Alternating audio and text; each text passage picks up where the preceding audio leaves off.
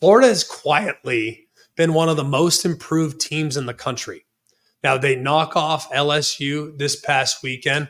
Tigers are now done from the SEC championship game race. But what's most significant about this performance is Florida now gets to 5-5. They need just one win to get to bowl eligibility.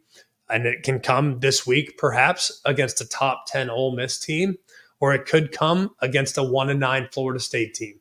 A win in either gets into the postseason, and most people coming into the season thought that that was highly unlikely.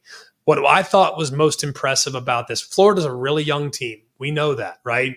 So after 3 quarters, sitting there 13 all, thinking, man, I don't know. Do you go with the young team in Florida, even though they have the home field behind them? Or do you lean maybe towards the veteran team in LSU that has a veteran quarterback and an offensive line that will hold up here as the stretch run continues? Well, little did we know that offensive line didn't hold up. The veteran quarterback was constantly harassed, and it was actually the freshman quarterback that made the plays necessary to win the game.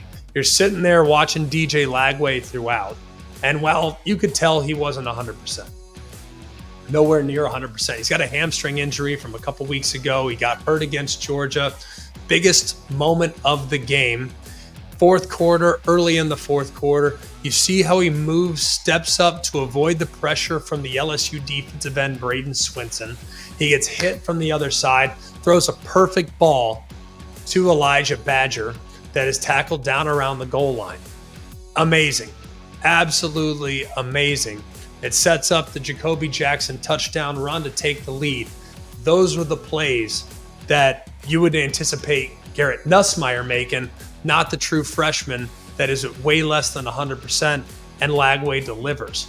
Guys, if you look at where things are, Lagway delivered the 36-yard throw in midst of pressure that led to the go-ahead score, and then Jaden Baugh breaks off for a 55-yard touchdown run to put the game on ice. All right, you look at just time of possession in this game. LSU had the ball for nearly 42 minutes, but the efficiency and the big play potential of this Florida offense, nearly 8 yards per play, was the big difference in the game. And what's most important about this win for Billy Napier is its validation, and it's a sign of the things to come, because earlier, a couple weeks ago, Florida's athletic department, they come out and they say, hey, Scott Strickland, their AD, says, hey, Billy Napier is going to be our head coach in 2025. Well, this win is validation of making the correct decision. The progress is obvious, and you look at the 2 plays, like I said, that put this thing out of reach. Both those plays were made by members of the 2024 recruiting class. Baugh and Lagway, both true freshmen, both with the game on the line, delivered for their team down the stretch. Now, before Saturday, Billy Napier had lost 9 out of 10 against Florida's 4 primary rivals: LSU, Florida State, Tennessee, and Georgia. He had lost 9 of 10. Well, you look at the record. Yeah, it hasn't been great against ranked opponents. He's just 3-14. But if you look at where things are moving forward, if you look closely at where things are with those rivals, took Tennessee to overtime in Neyland. And I think that game could have very easily flipped on its head had they made a play or two down the stretch, maybe go for 2 in regulation there at the end. And they had a lead against Georgia when Lagway got injured and got nothing from their offense down the stretch. So this season could have looked a lot different, but they just continued to grind away. They continued to improve. And now I think they're a live underdog this weekend against Ole Miss. And then, surely a heavy favorite against Florida State, a young roster where a vast majority of their production is coming from freshmen and sophomore.